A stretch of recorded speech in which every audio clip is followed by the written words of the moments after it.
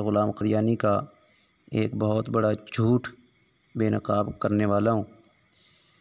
کتنا بڑا وہ جھوٹا انسان تھا۔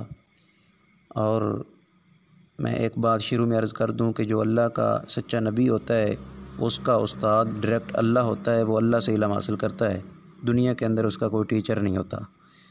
آئیے ذرا ملاحظہ فرمائیے، میں آپ کے سامنے حوالہ پیش کرنے والا ہوں، اور اس حوالے سے صرف یہ نہیں کہ مرزا کذاب ثابت ہوگا بلکہ مرزا پاگل بھی ثابت ہو جائے گا۔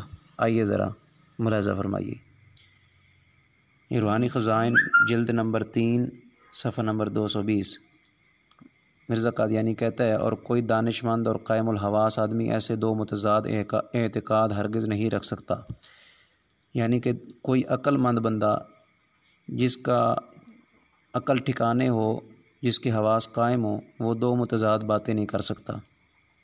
اب آگے آئیے ملاحظہ فرمائیے۔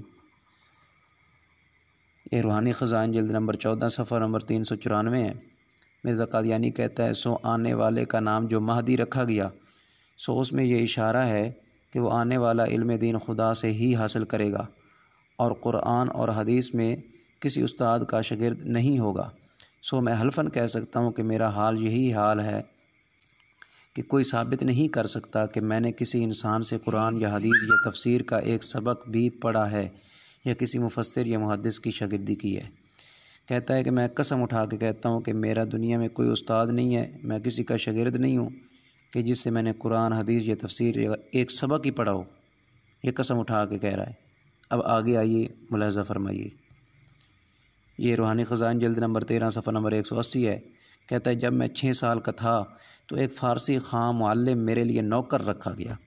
میں یہاں ایک بات ضمناً کہتا چلوں کہ مرزا قادیانی اور اس کا خاندان اتنا گرا ہوا اور گھٹیا تھا کہ جن کے ہاں استاد کی قدر یہ تھی کہ استاد کو نوکر کہا کرتے تھے۔ آگے سنیے۔ کہتا ہے، جنہوں نے قرآن شریف اور چند فارسی کی کتابیں مجھے پڑھائیں، اور بزرگ کا نام فضل الہی تھا۔ اور جب میری عمر تقریباً 10 برس کی ہوئی تو ایک عربی خام مولوی صاحب میری تربیت کے لیے مقرر کیے گئے، جن کا نام فضل احمد تھا۔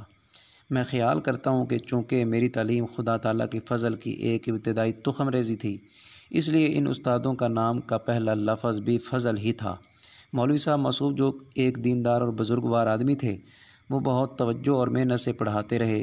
میں نے صرف کی بعض کتابیں اور کچھ قواعد نحو ان سے پڑھے، اور بعد اس کے جب میں 17-18 سال کا ہوا تو ایک مولوی صاحب سے چند سال پڑھنے کا موقع ملا، یعنی کہ ایک فضل الہی، دوسرا فضل احمد، اور تیسرا ایک اور مولوی صاحب، اور چوتھا کہتا ہے میں نے اپنے باپ سے پڑھا۔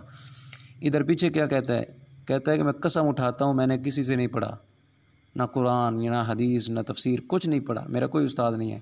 ادھر کہتا ہے کہ اس بندے نے، مولوی صاحب نے جو نوکر رکھا تھا اس نے قرآن اور فارسی کی کتابیں مجھے پڑھائیں۔